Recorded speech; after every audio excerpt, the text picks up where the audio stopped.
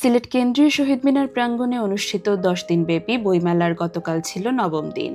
সিলেট প্রকাশক পরিষদের আয়োজনে অনুষ্ঠিত এই বইমেলায় রবিবার বিকেলে উপস্থিত হন দেশের বিশিষ্ট দানবীর ও শিক্ষানুরাগী ডক্টর সৈয়দ রাগিব আলী। বিকেলে 4:30টায় বইমেলা প্রাঙ্গণে পৌঁছে তিনি বিভিন্ন স্টল ঘুরে দেখেন এবং লেখক পাঠকদের সঙ্গে সময় কাটান। তাকে কাছে পেয়ে আনন্দে উচ্ছ্বসিত হয়ে ওঠেন উপস্থিত দর্শনার্থীরা। বইমেলায় প্রদর্শিত হয় তার জীবন ও কর্মভিত্তিক বিভিন্ন গ্রন্থ, বিশেষ করে তার আত্মজীবনীমূলক বই আমার জীবন আমার স্মৃতি এর ইংরেজি version my life my memories পাঠকদের আগ্রহের কেন্দ্রবিন্দুতে পরিণত হয়। এর পূর্বে শহীদ মিনার প্রাঙ্গণে অনুষ্ঠিত হয়েছিল সাংস্কৃতিক অনুষ্ঠান ও কবিতা আবৃত্তি। কবিতা আবৃত্তিতে অংশগ্রহণকারী তরুণদের বিভিন্ন বই উপহার দেন ডক্টর সৈয়দ রাগিব আলী।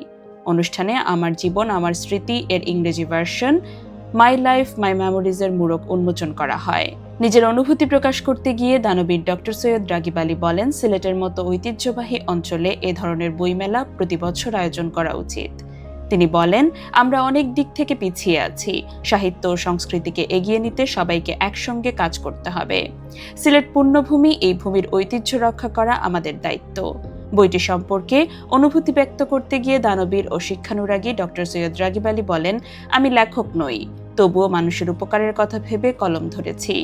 যদি আমার জীবনের অভিজ্ঞতা পড়ে কেউ উপকৃত হয় তাহলেই আমার চেষ্টা সার্থক হবে। অনুষ্ঠানে বিশেষ অতিথি হিসেবে উপস্থিত ছিলেন সিলেটের প্রথম প্রাইভেট বিশ্ববিদ্যালয় লিডিং ইউনিভার্সিটির উপাচার্য প্রফেসর ডক্টর মোহাম্মদ তাজউদ্দিন। তিনি বলেন, বই মানুষকে শুধু জ্ঞান দেয় না, মানসিক প্রশান্তিও এনে দেয়। তিনি সবাইকে বেশি বেশি বই কেনা ও পড়ার আহ্বান জানিয়ে বলেন, বই কিনে কেউ কখনো দেউলিয়া হয় না। বইয়ের জ্ঞান বাস্তব জীবনে কাজে লাগাতে পারলে দেশ আরও উন্নত হবে। অনুষ্ঠানে আরও বক্তব্য দেন লিডিং ইউনিভার্সিটির পরিচালক অর্থ ও হিসাব মোহাম্মদ কবির আহমেদ। তিনি বলেন, শৈশব থেকে জীবনের সংগ্রাম, কর্মজীবন এবং সমাজসেবার নানা অধ্যায় এই বইয়ে তুলে ধরা হয়েছে। তিনি বলেন, দেশের অনেক ধনাঢ্য ব্যক্তি সম্পদ সঞ্চয় করলেও দানবীর ডক্টর সৈয়দ রাগিব আলী ব্যতিক্রম। তিনি তার সম্পদ সমাজসেবা, শিক্ষা ও স্বাস্থ্য খাতে ব্যয় করেছেন। প্রতিষ্ঠা করেছেন অসংখ্য শিক্ষা প্রতিষ্ঠান, হাসপাতাল ও মানব কল্যাণমূলক উদ্যোগ। দেশের বিভিন্ন অঞ্চলে তিনি ডক্টর রাগিব আলীকে বাংলাদেশের শিল্প, শিক্ষা ও মানব কল্যাণের এক অনন্য দৃষ্টান্ত হিসেবে উল্লেখ করেন। অনুষ্ঠানের শেষ দিকে উপাচার্য প্রফেসর ডক্টর মোহাম্মদ তাজউদ্দিন বলেন, এই বই তরুণ প্রজন্মের জন্য অনুপ্রেরণার উৎস। কিভাবে একজন মানুষ শূন্য থেকে সফলতার শিখরে পৌঁছাতে পারেন এবং সমাজের কল্যাণে নিজেকে উৎসর্গ করতে পারেন তার বাস্তব উদাহরণ এই গ্রন্থ। অনুষ্ঠানটি সঞ্চালনা করেন লিডিং ইউনিভার্সিটির বোর্ড অফ ট্রাস্টিজের সেকশন অফিসার ও সাহিত্যিক জসিম আল ফাহিম।